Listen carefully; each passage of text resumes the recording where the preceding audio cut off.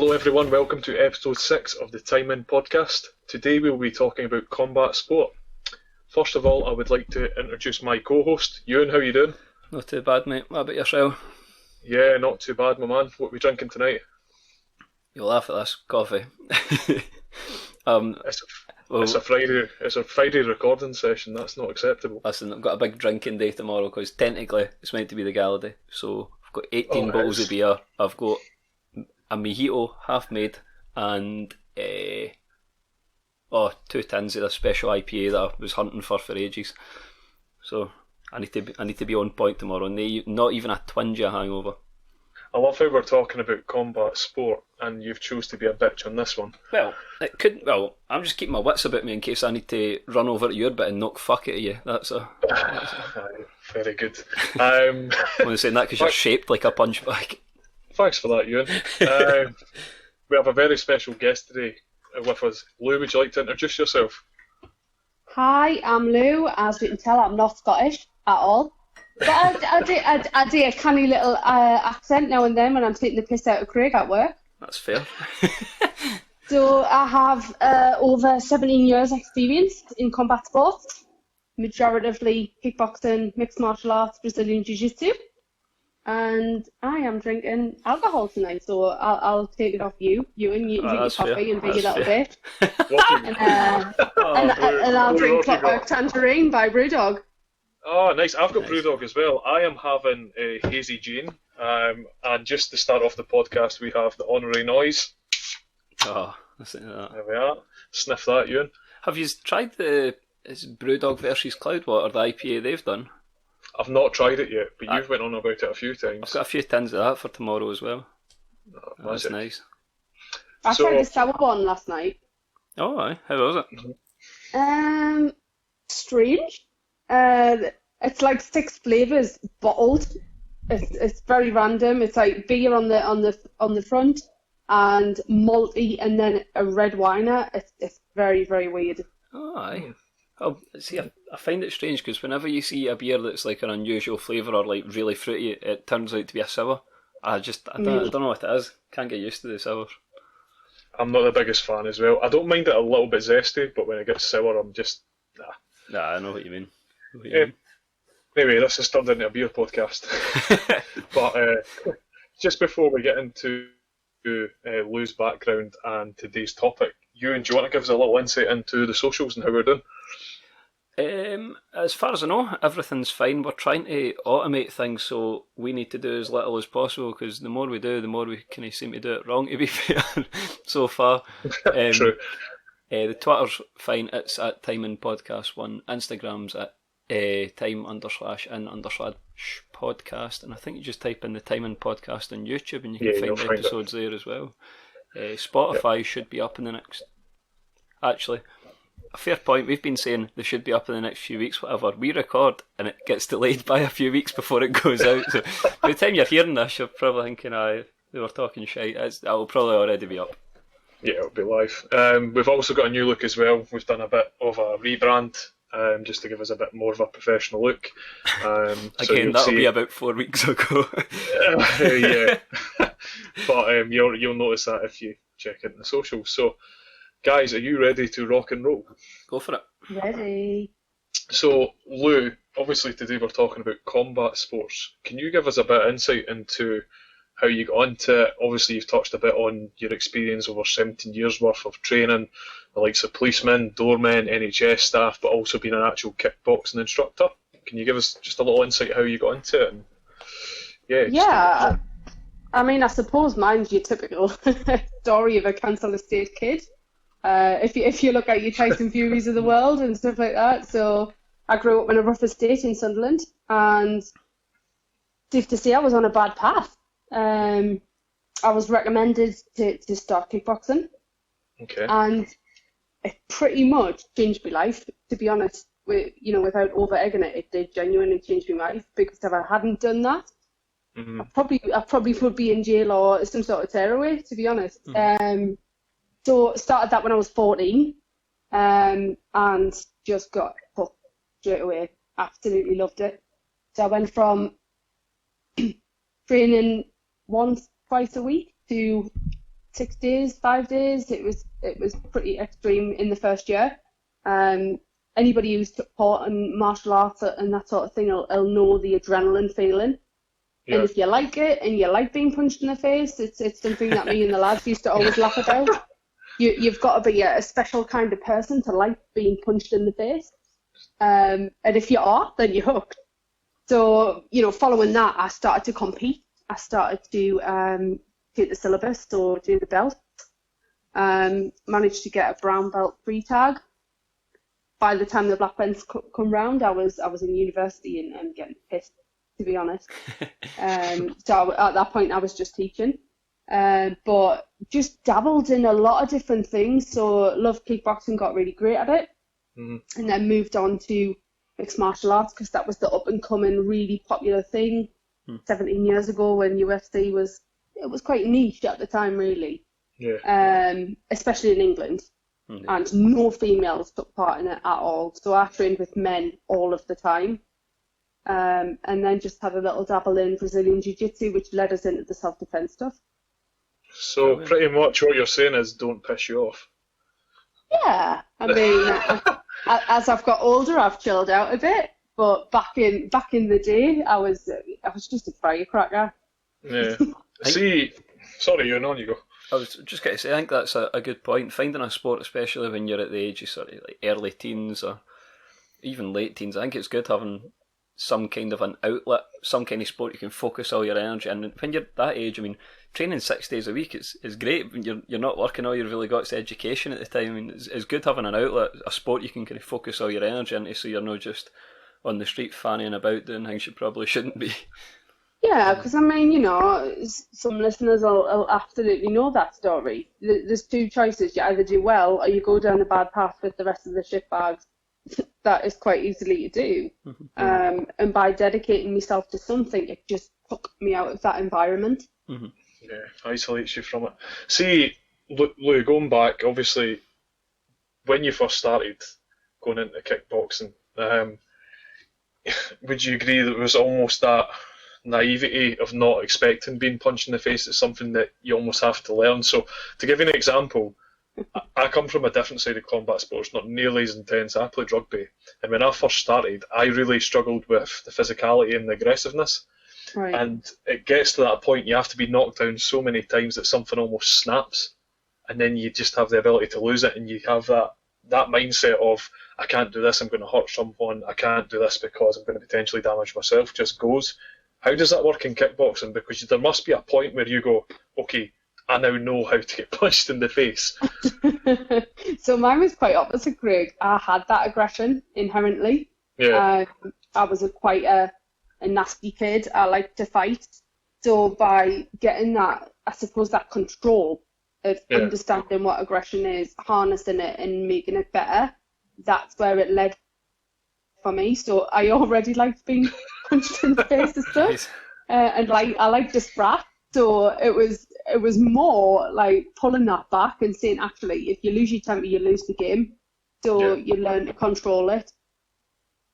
Yeah, well, you'll know a lot, obviously, from your basketball side of things. Obviously, again, not as much a heavily combat sport, but that sort of, you look at like kickboxers, boxers themselves, MMA professionals, they have that controlled aggression, and it's just crazy to do it like an art. Yeah, I mean... And you... Oh, sorry, on you go. No, it's funny looking at it in combat sport, how people could be so disciplined, yet you look at things like football, basketball probably to an extent, I think you would agree, and that control just nearly isn't on the same level. I mean, I think mental controls, you'll see people in any sport struggle with that. I mean, you watch Andy Murray at the tennis, you only need to watch that to watch his emotions go up and down throughout a match, and at any sport I think it would be ridiculous to control. I mean, if you look at football, basketball even, it's quite hard not to take it out on something. If you get a hard foul or things only going your way, or even if you're just playing shit, you kind of get aggressive, but I think you need that to an extent to dive for that 50-50, to put in that extra effort, to kind of push that extra couple of inches to reach a ball or whatever. But I think when it comes to a combat sport, it would almost be trying not to lose the head and just dive in, because you're essentially leaving yourself open. You're controlling it, and it's technique, and it's that mental stability. Like you watching boxing or MMA, that's a skill in itself. And I think when you get to the top tiers, you can tell aggression's not even an aspect, without considering Mike Tyson biting an ear off or whatever. But like, you know, most levels, you watch MMA, these guys and girls are knocking lumps at each other. It's scary. And then they'll get up and cuddle each other, give each other a handshake. I would find it really hard to kind of separate that. Yeah, and I think a prime example of that gone wrong is something that I watched the other week. I watched the SES program, and I was quite surprised to see Tony Bellew. Oh yeah, Tony Bellew, lose his rag so quickly. He is a prime example of somebody that's not been taught to control his aggression, because he's like a firecracker. He can go off at any minute. So they've done what the SAS training is, you fight for 15 seconds, and when you're told to stop, you stop. Yeah. And he couldn't do it. He was ready to lose his temper and go full belt. And I just thought, that's surprising of a professional boxer not being able to control that. Yeah. It's funny because he got, in his last fight against Usyk, he couldn't fight for 5 seconds against him. that's another story. Well, and almost an example of the opposite is, you know how when you watch the boxing, there's build up for months and months, and usually press conferences, social media, they're having a go at each other, you know. And I remember Anthony Joshua getting interviewed after he got beat by, oh Christ, Andy Ruiz. Aye, the Mexican fella. And, Andy Ruiz, yeah. And don't get me wrong, Andy Ruiz, an incredible boxer, a really good, like, strong puncher. But someone said, so when they first met, he was really excited to meet Anthony Joshua. He was asking him for pictures and stuff. He was being dead friendly with him. And they said, so Anthony Joshua, did that kind of diffuse you in a way? Did that make you think, oh, I don't want to hurt this guy? He's telling Joshua he's a great fighter and stuff. He's almost complimenting him. So I just wonder if that did diffuse him in a sense. You almost need that aggression to get yourself triggered enough to go in properly. See, just touching on something you said earlier, Lou, obviously you are a woman in combat sport. How was it being in a gym full of men? Like, it must have been quite daunting at first, but again, it must obviously give you a bit more resilience, should I say? Yeah, for sure. I mean, probably if I was to separate it aside, if I was a straight wallflower of a woman walking into that sort of environment, I wouldn't have lasted 2 minutes. Never. But the good thing for me was that I was a gay woman who was very comfortable with myself, and I was brought up with mostly boys, so it wasn't as intimidating for me. But I saw many a female walk through them doors, do one lesson, and pretty much not come back. It is an intimidating environment, especially when you have such top level sportsmen. And especially when they have, I mean, men naturally ooze this testosterone anyway. So a woman walking in with plenty of estrogen and all happy and it's just not going to work. You know, it comes back to the aggression thing. You've got to have something inside you that it's that fighting, just the tenacity of it. So being punched in the face by a man, that was the best thing that ever really happened in that environment for me, because outside that would probably be, domestic violence, but in the gym, sparring with the men, getting hit that little bit harder. When it come to fighting women, it was nout in comparison. Wow, I don't really know what to say. But, I mean, to put it out, my kickboxing instructor and long-time close friend, I remember him saying, "I'm going to hit you quite hard, mind." And I was like, okay. And he knocked us out. And then he knocked us clean out. And I stood up and he was like, how was it? And I was like, a little bit difficult. It was a bit random. And he was like, yeah, I just did that so you'd know what it felt like. I was like, okay. Jeez. So now I know what it feels like. So whatever we taught to the kids, to the other adults, to the fighters, it would be on that premise of, this is what it feels like. So I am going to hit you really hard in the face so that when it comes to the ring, you're not going to be shocked by it. Yeah. Well, see, the whole kind of YouTube boxing craze that started for a while, and they were all wearing head guards and stuff, and then it was like that KSI and Logan Paul fighting, and as soon as that happened, I think it was Eddie Hearn promoting it at the time, he was saying, no, it's different. when you get hit with the gloves on properly for the first time and it's different, it really does hit you different. You're disoriented, you might get knocked out, and if you've never had it before, there's no substitute for it. You need to see what that feels like to actually understand it. Yeah, I mean, if you take a head guard off somebody, all amateurs fight with head guards back. But you take that head guard off. We used to spar without head guards and then get in the ring with a head guard, which was totally weird because you'd had that time but you can't hear anything with a head guard on, so you're disorientated from the off, really. But taking that head guard off and being hit with a 10-ounce glove, there's no comparison. Definitely. That's something that we didn't touch on, Ewan, is that obviously the weight of gloves is completely different when training to full actual professional fights. We were talking about this actually earlier today, Lou, the difference that the weight a glove actually makes. So what was the training weight of gloves that you guys were using? So when we were training 16-ounce gloves, literally because it would make your hands heavier. And then drop down to 10? Yeah. Jeez, that's some difference. I mean, it's almost half the weight. Yeah, it is, but you would start with 16s. This is when you fight. You start with 16s and you maybe sparring with the bigger guys. You drop to a 12, drop to a 10. I used to spar in 8 just so I could feel the hands. And then you talk MMA and you're down to a 4-ounce glove. It's pretty much nothing, isn't it? Yeah, that's a bare knuckle. Jeez, I know certainly from my background in sport, we had to an extent dietary plans and workout regimes.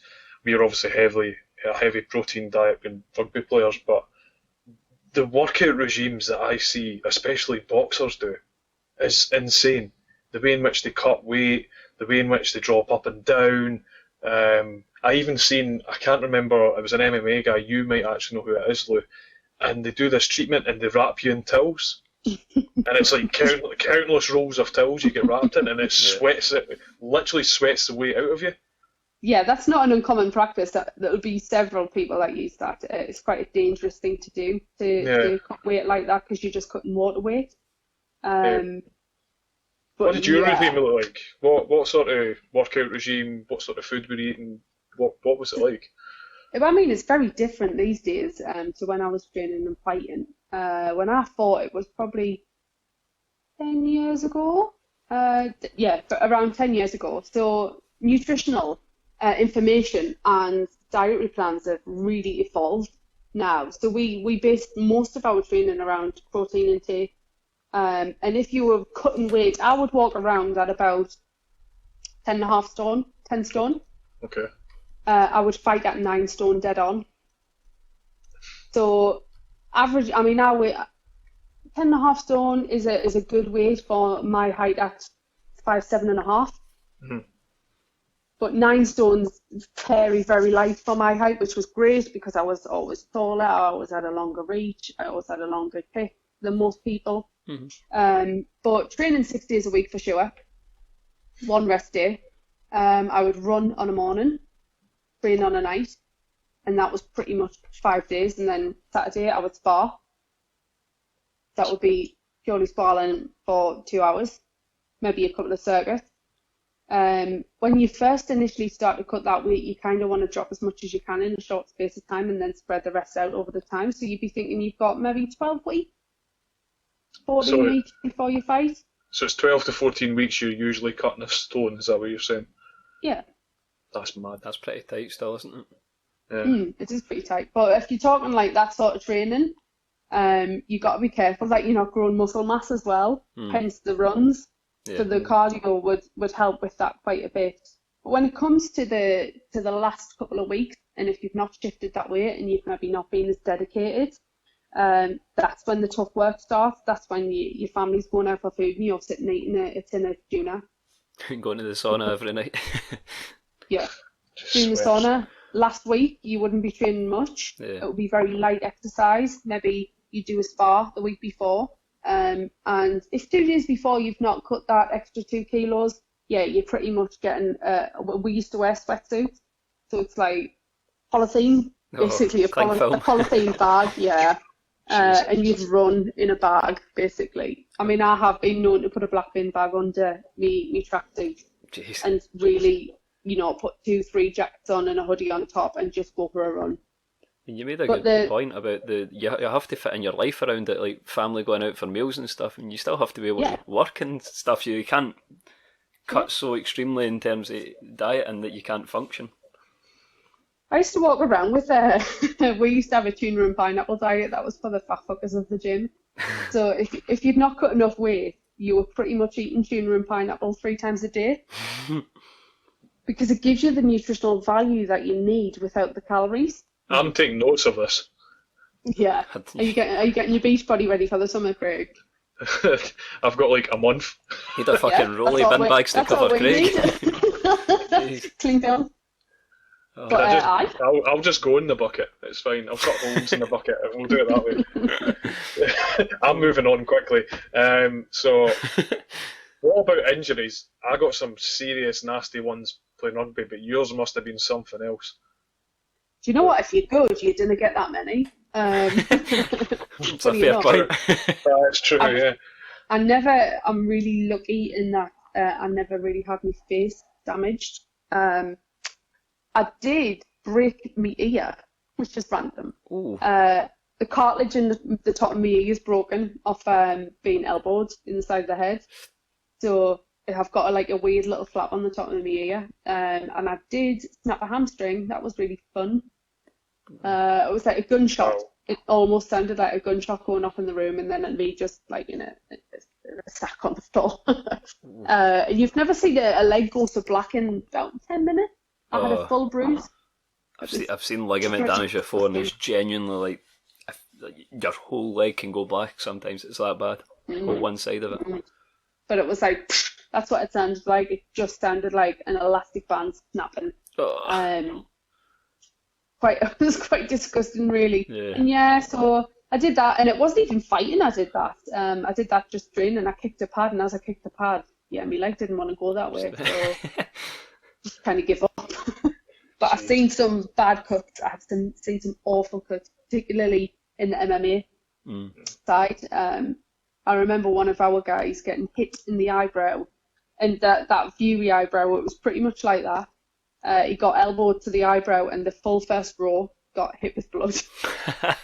And I was like, have you got your money's worth, Exactly. I've seen noses get just splattered. And there was a couple of guys that I used to train when they were kids that were on Bellator. And one of them broke somebody's jaw, and the kid continued to fight with a broken jaw. Just like, Jesus Christ. There was a famous fight, this is boxing, but there was a famous fight, it was the early 2000s, I can't remember the guy's name, unfortunately, and he dislocates his shoulder during the fight, and his corner won't throw in the towel, and he's looking at him saying, look, you need to throw in the towel, and they're like, no, keep fighting, and the guy was getting battered about the ring. No joke though, he comes back and knocks the guy out. He's literally punched him with one arm, obviously can't use his other, and wins the fight. It's rated one of the... hold it up as a guard. I mean, no, it's honestly, see the YouTube it. It's rated one of the biggest comebacks in boxing. It's mental what people can do with that adrenaline in them. I mean, at that point, do you praise the team for having faith in them, or no. do you criticise them because he could then have had permanent damage, potentially a career-ending injury? Yeah. Could you imagine not being able to guard a punch from a professional boxer? I know. On the plus side, they're coming in aggressive at that point. Put your chin to the side and tuck it in a little bit. You got to do what you can do with that, but the team sort of responsible for not throwing a towel in.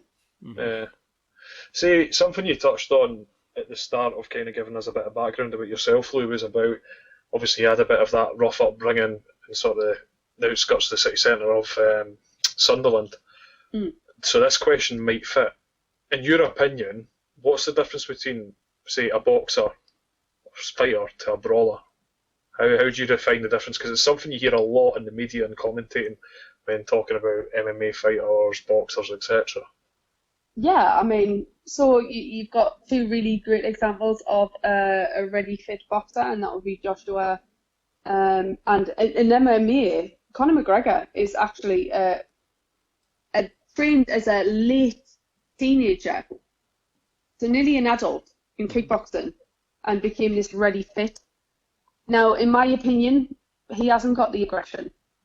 He's got the smart, definitely, and Joshua's got the smart, but not the aggression to go behind it. Flip side of that, you look at the likes of Tyson Fury. For the sure. Gypsy King. Mm-hmm. The Gypsy King, aye. I mean, it says it all, doesn't he? The Gypsy King. He's probably been dragged up. He's got that brawler's mentality where I think even Mike Tyson dragged up on the streets of bloody wherever and wanted it so badly that he got it. Yeah. It's that inherent quality of the heart of a lion. Mm. And that's why, you know, when Tyson was up against it, he came back and, you know, battered Deontay Wilder because he has the heart of a lion. If he gets up off the canvas, that's not boxing. There's nothing to do with boxing in that. That is his sheer ambition of getting back up and having a go. That's just drive. He's such in a sense, he's a really mentally strong person, Tyson Fury. Yeah. Definitely. But he's been at his weakest for the last few years as well, what you need to remember. True, and he's still getting through it all. I mean, that just shows you the kind of capacity this guy has. It's his heart, it's his spirit, it's what he wants, isn't it? That's what it comes down to. Did he want to be world champion of the world? Yeah, he did. So that's what he got. Have to ask then. So, Tyson Fury and Anthony Joshua, fights confirmed now, is that correct? I never believe what people say. It? I would say never believe what people say in boxing because Fury's contract states that he needs to fight Wilder one more time. Yeah. And then before that, he should have the mandatory against Dillian White. Well, so I don't know. Are we in agreement that he could beat White and Wilder without too much trouble? Who wins it, Fury and Joshua, in your two opinions? Go on, Lou. And I'll say Fury because work would kill us for saying this, Craig, but I don't like Anthony Joshua. I don't like him at all. I think he's just a bloke that really wanted to do well at boxing, so got trained by really great people and had the dedication to stick at it. Mm-hmm. Is that dedication something you wanted from being a kid? Probably not, because if it was, he'd have trained from being an early kid, not as an adult, not coming out of prison and wanting to change his life, that sort of stuff. Tyson Fury will have bloody been dragged up boxing. That's his whole life. It's just the difference, isn't it? In my opinion. Definitely.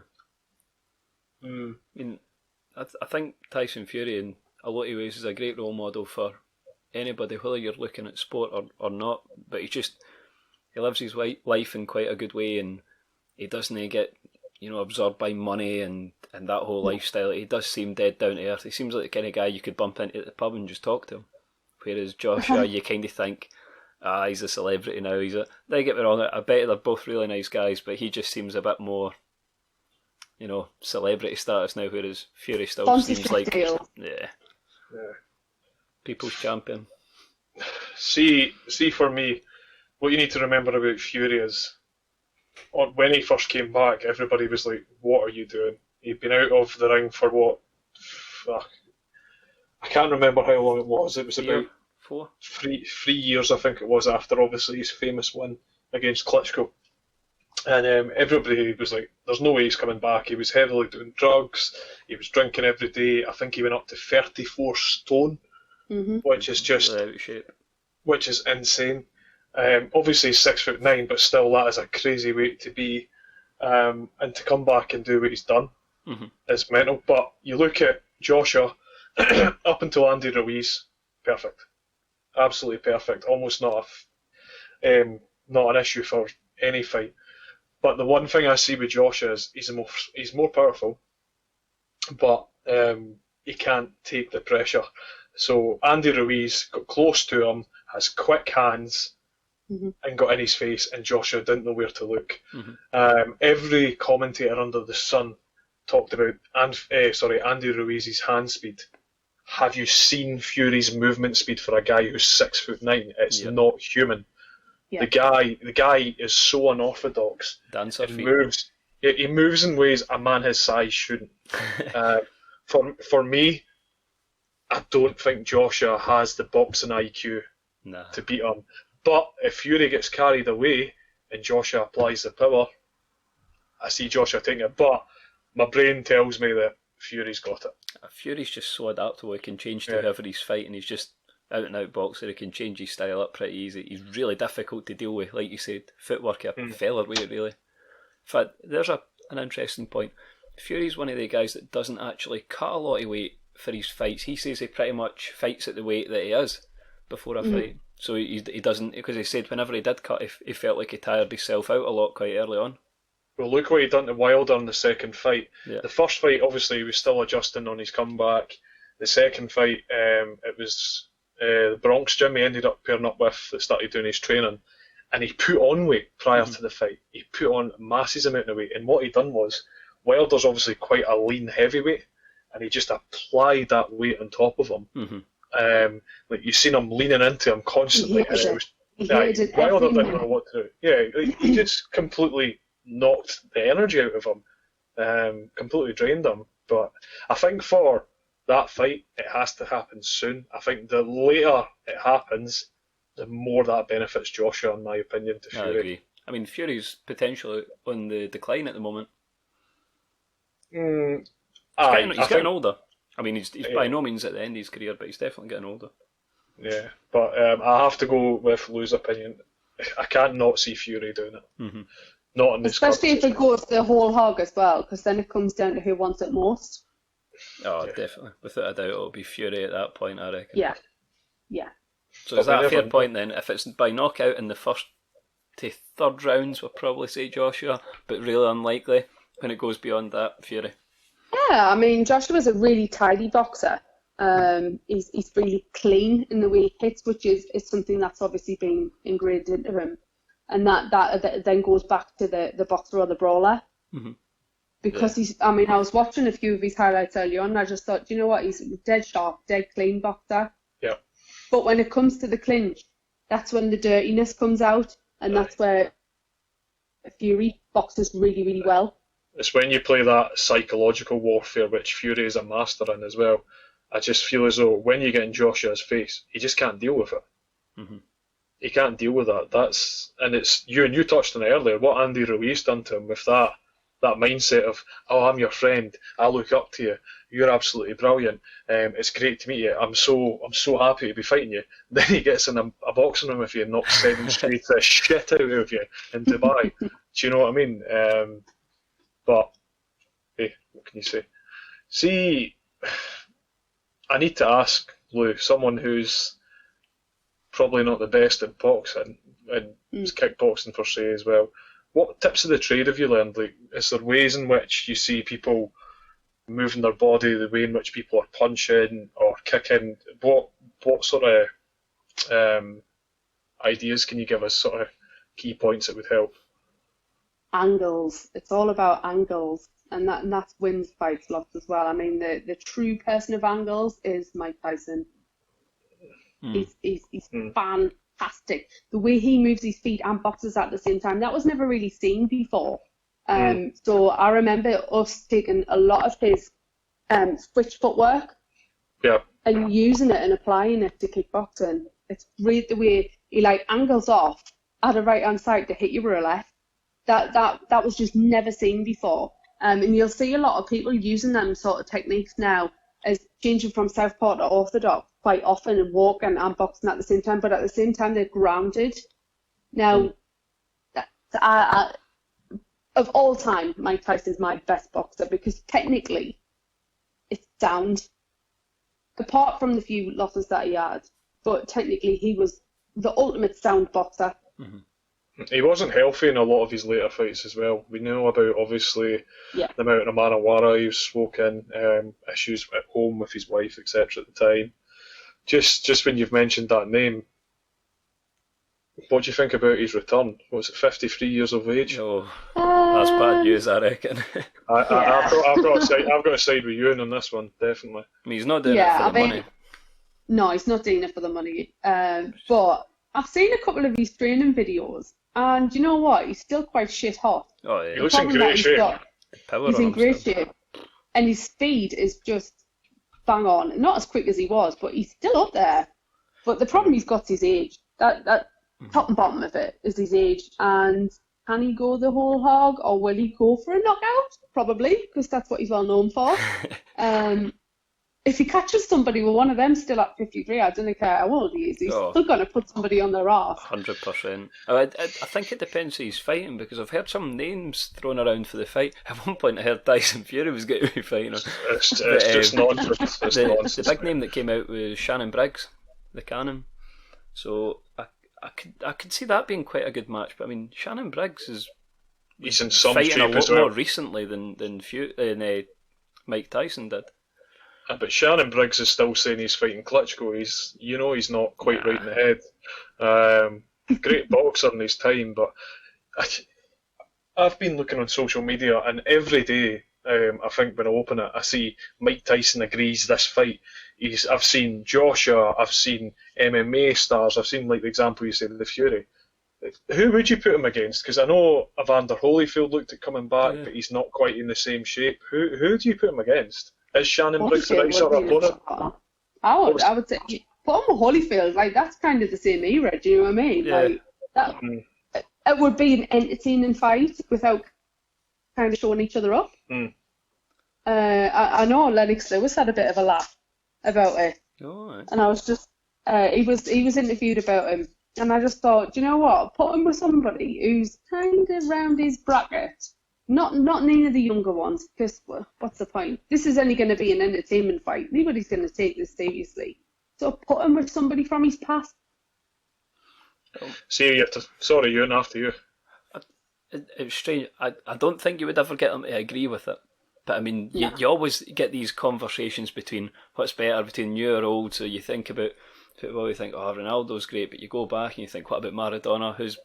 And you can compare them in using certain stats and stuff, but I'd quite like to see the likes of Tyson Fury fighting Mike Tyson, even if it was amateurs with kind of head guards on, and even if it was just a round, just to see how they would match up in a sense. It doesn't have to be a proper fight. I'd find that dead interesting, but if you're going proper professional match, I think you need to look at Shannon Briggs, 1, because he's in shape, 2, because he's close to the same era and sort of age bracket.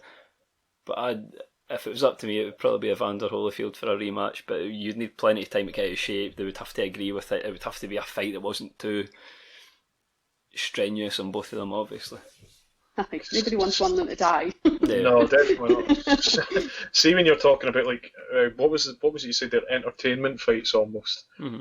I need to ask Lou, what's your opinion for fighting Eddie Hall? Obviously, Eddie Hall being Britain's strongest man, he was the world's strongest man. How do you see that happening? Oh, I don't know. Like, to put it bluntly, I just didn't know. Random, really random. But good on him. Do you know what I mean? Have a go.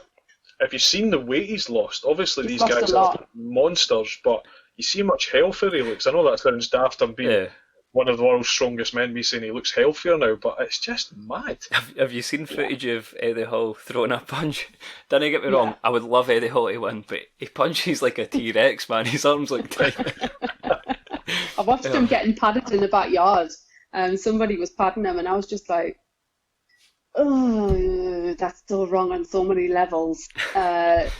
Power-wise, speed-wise, there's just lots of things wrong with that situation for me. He'd probably get knocked on his arse. I'll put it out there. He'd probably get knocked on his arse. He's literally versing a Man Mountain, though. And to me, and I've been watching something recently. It's called the Titan Games. It's Dwayne Johnson's program on the Netflix. I don't know if you know about it. Yeah. And they always tend to.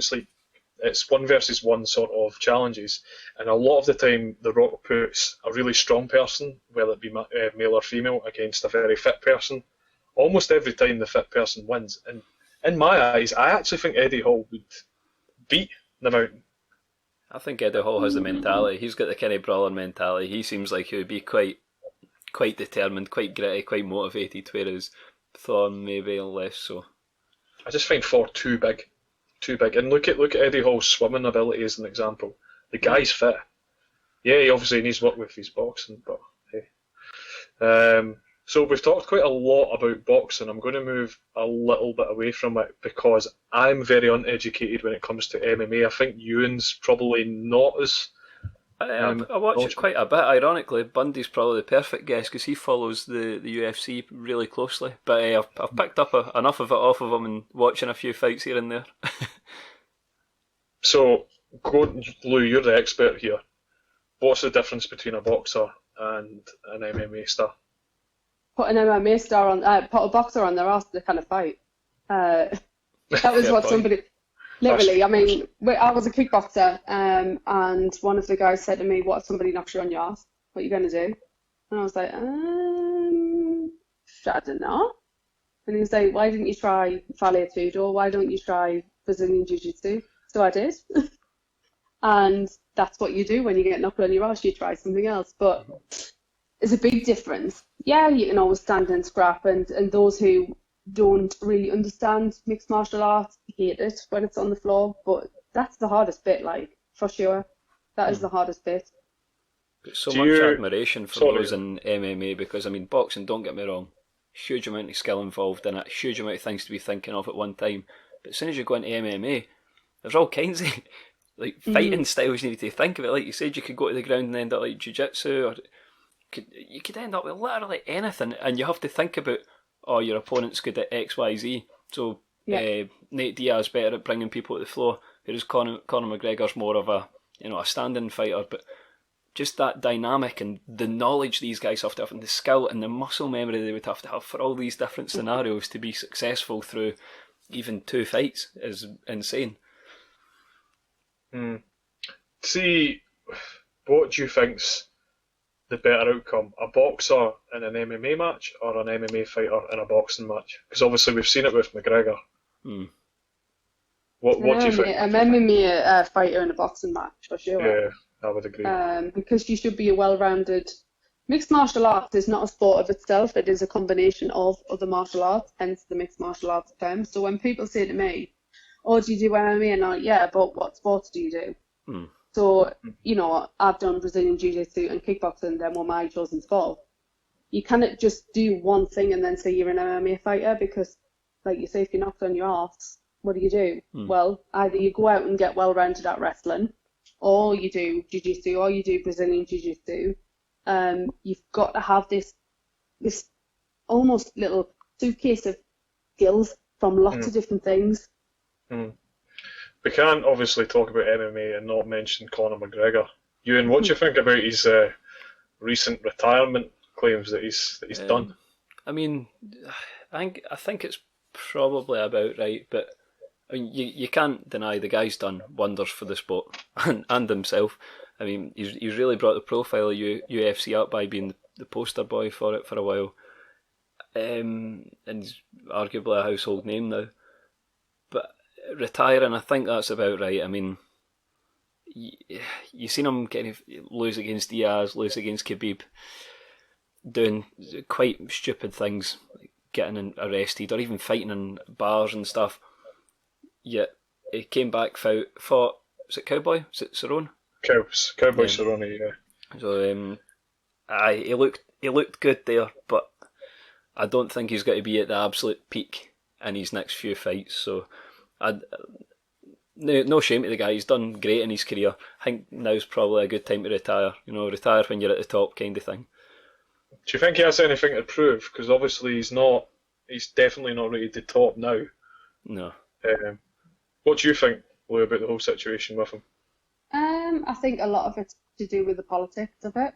I think not a lot of it's about his fighting, and more of it's about his personal life and how he behaves, which is what makes me not like Conor McGregor. Yes, he's in a household name, but why is he a household name? For being a tick or for being a great fighter? It's the same with the Ronda Rousey situation. Do you know what I mean? She was another one. She became a household name and a poster girl for female sports, but why? For being an arrogant bitch, because that's what she was. Yes, she was a great fighter, but Holly Holm soon knocked the chin off her. So, as far as his fighting goes, yeah, he could probably knock a few good fights out still. As far as the politics go in the background, yeah, it's time to give in, because otherwise it's going to turn into this other thing where Dana White stood there going, yeah, Conor's a great fighter, but he's a tit because he's just got arrested. Yeah. Yeah. I mean, you put his name on any fight, people are going to watch it. I'll never forget this story. I think, what year was it? I can't remember. It was a while ago anyway. And my mates were like, we're going to stay up and watch the Conor McGregor fight. You watch? And I was like, I can't. I start at 6 a.m. the next morning. I'll need to go to work and stuff. So I missed it, and I got up in the morning, and Vines were the big thing at the time. That's how long ago it was. You could literally watch the entire fight in a Vine because it lasted 6 seconds. And I thought, he's that much a draw. Even after that happened, people still stayed up to that time in the morning to watch him fight, despite the fact it might only be seconds long.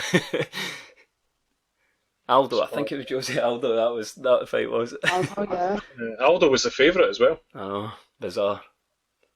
See, Lou, you touched on a really good point about, you look at McGregor and he's had so much money, so much fame. He's got, in some people he's got everything. Mm-hmm. But the way I look at it, the guy's a lunatic, and he has that brawler instinct almost that we touched on earlier, because you look at him with the situation when he was over in America, he flew over to America, through the fence, through the bus, all this nonsense. The guy is a nutter, and I think he fights because he wants to.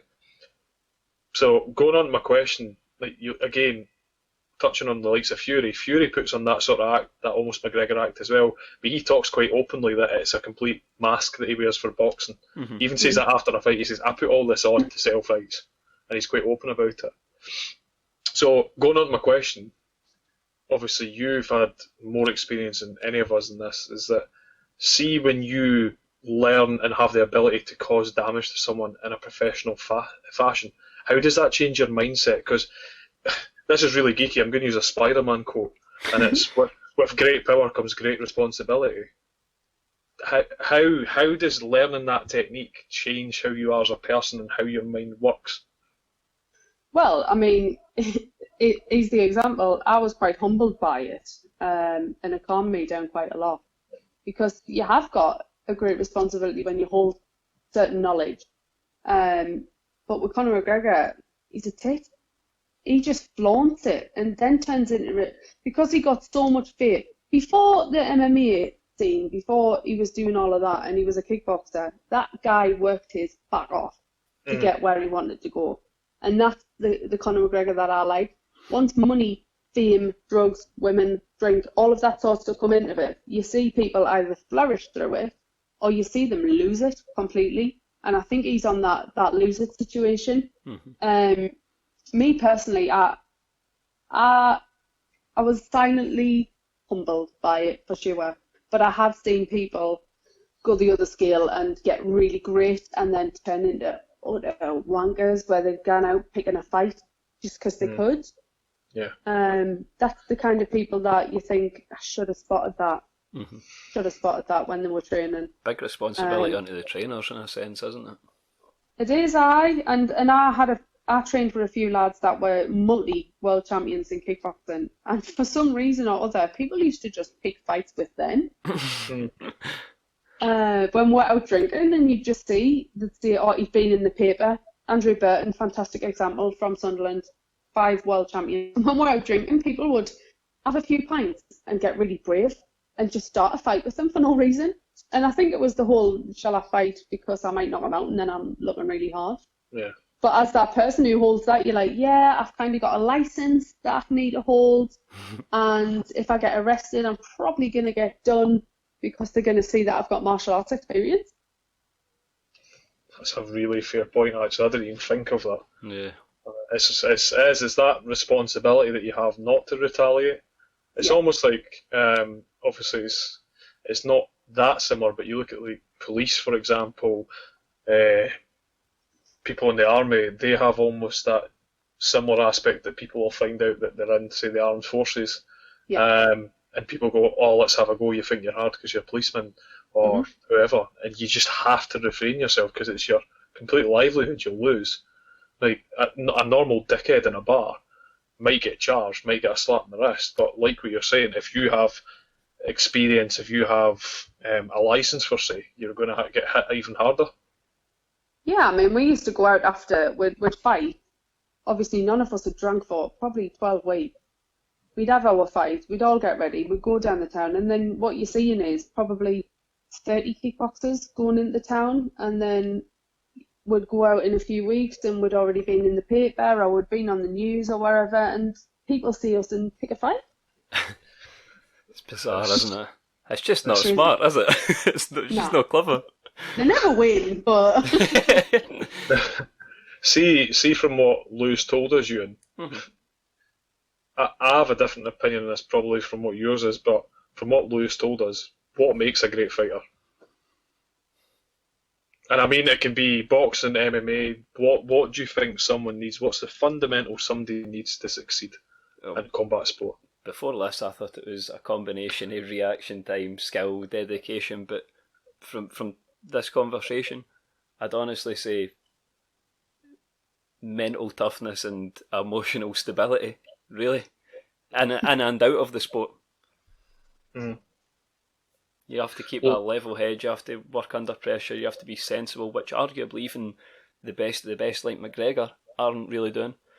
And you need that commitment, that drive, and if you want to be really successful, like Tyson Fury getting up after a punch that most people wouldn't wake up from for a good while, you need that drive, that mental toughness. Yeah, well, let's be honest, Wilder is probably the heaviest puncher we've ever seen in boxing. He's up there. He's up there. He's up there.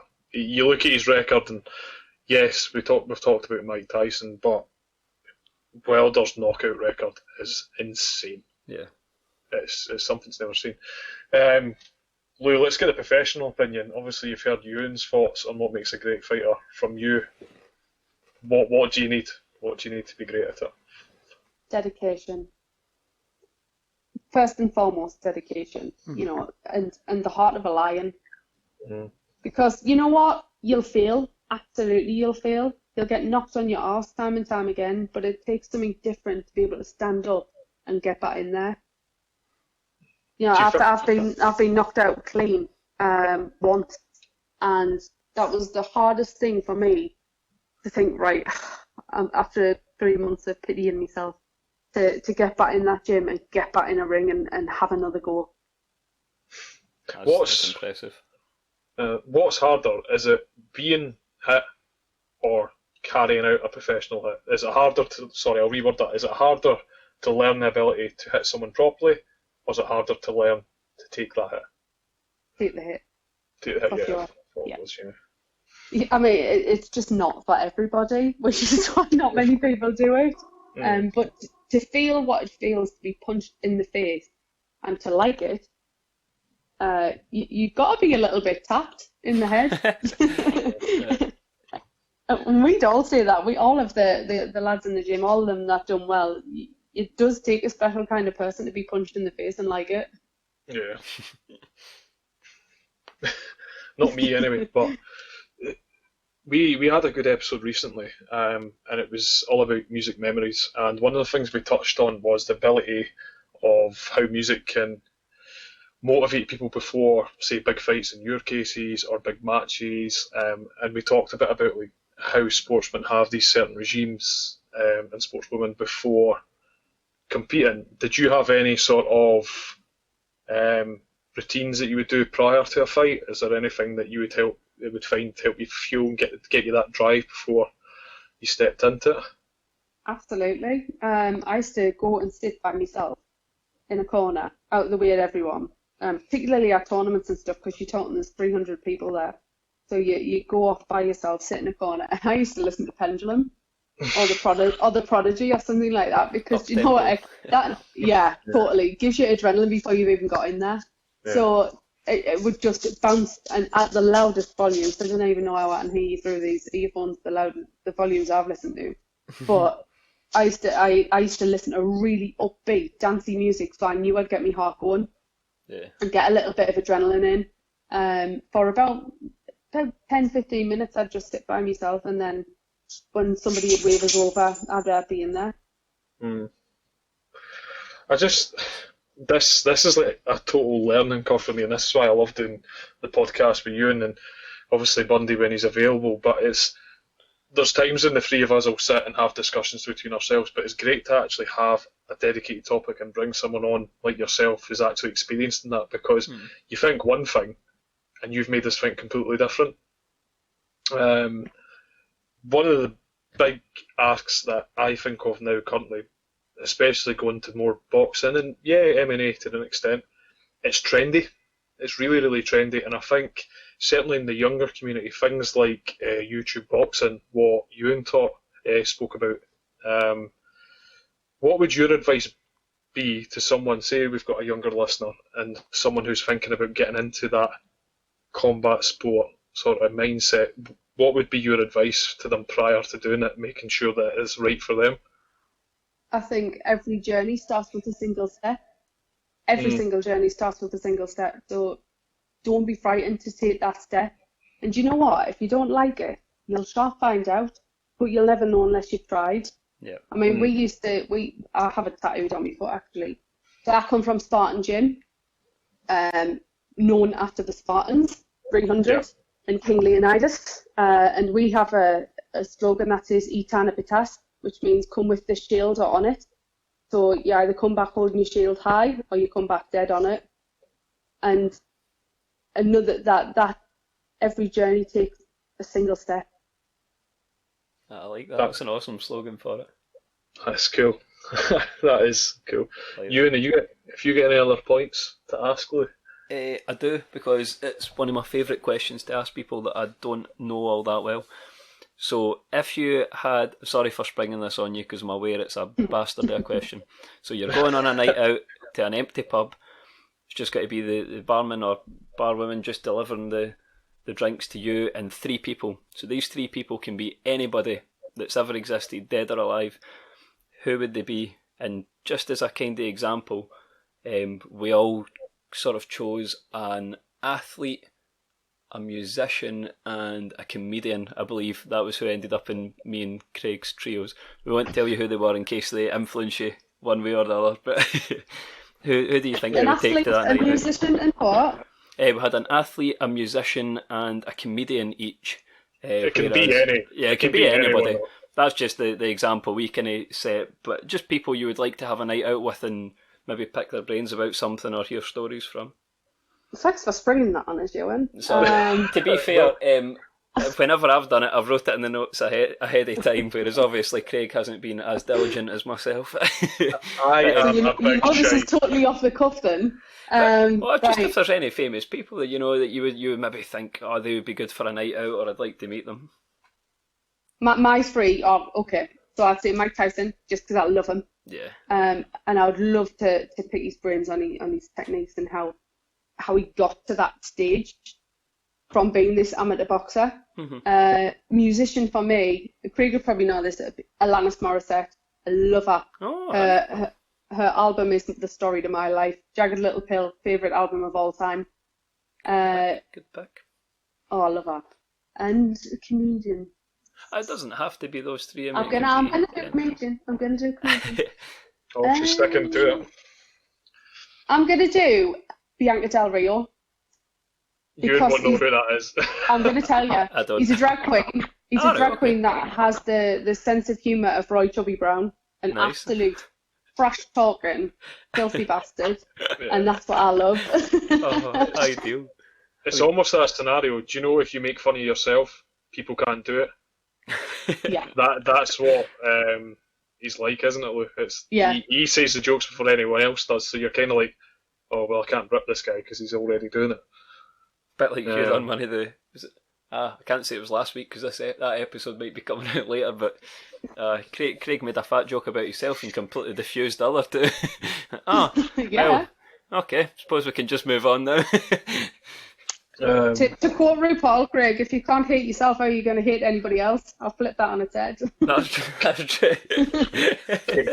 Can I get an amen in here? Amen.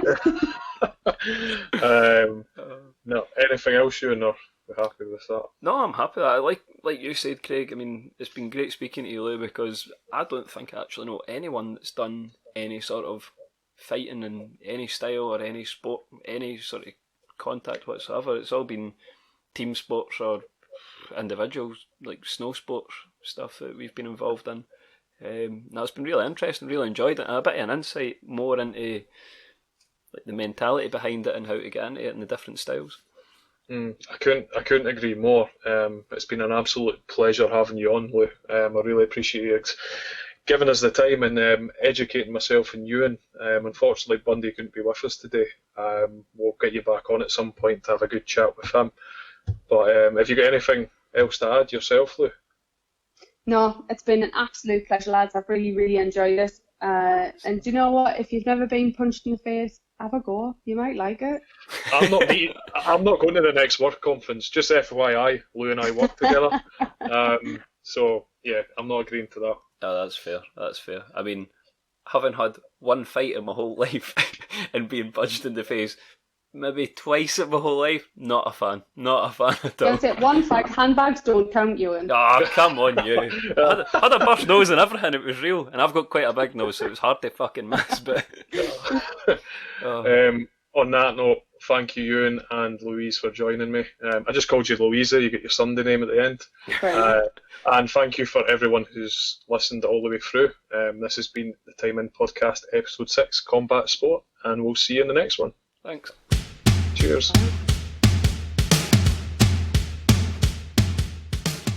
So, Lou, being in a gym full of men, could you tell us what it was actually like? Well, you weren't getting an arse tash one day. There was something other disgusting another day. So one of the girls just fell asleep on the floor after our lesson, and one of the lads just come over after his lesson and smashed his ball sack over our head.